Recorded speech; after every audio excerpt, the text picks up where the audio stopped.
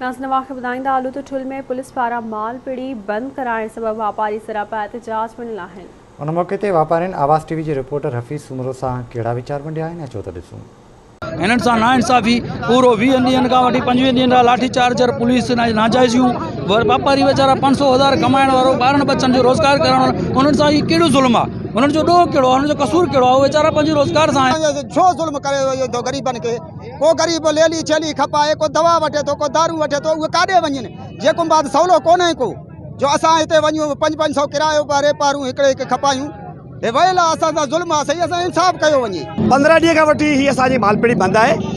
उनजो रीज़न कारण कुझु बि ॿुधायो नथो वञे ऐं उनजो मौक़िफ़ इहो आहे त हिते वापार न कयो, तव्हां वञी करे जेकाबाद जी पीड़ी में वञी करे माल खपायो। अरे बाबा ही तहसील ठुल असांजो आहे, असांजो शहर आहे, पाकिस्तान जे कहिड़े कानून में लिखियल आहे त तव्हां खे ठुल जे अंदरि माल पीड़ी जो वापार न बंदि कयो वञे। 15 तारीख़ वठी असांजो पीड़ी बंदि आहे। इहो असांजे मथां जबर हले थो पियो। असांजे बाला अफ़सरनि खे वॾनि खे असांजो जेको आहे त अपील आहे त बाबा असां सां नाइंसाफ़ी आहे, असांजो पीड़ी खे खोले वीह। एसडीएम ठुल खे बि असांजो अर्ज़ु आहे, मुख़्तियारकार ठुल खे ऐं एसपी जैकबाबाद खे एसएच ठुल खे सभिनि खे असांखे बाबा असांजो जेको आहे अर्ज़ु आहे त असांजी पीड़ी खे खोले वञे। हिननि जो माल हिननि जूं रिडूं खणी करे गाॾियुनि विझी करे धक ते पहुचाइनि था, उनखे पैसा वठी करे वापसि करनि था पिया।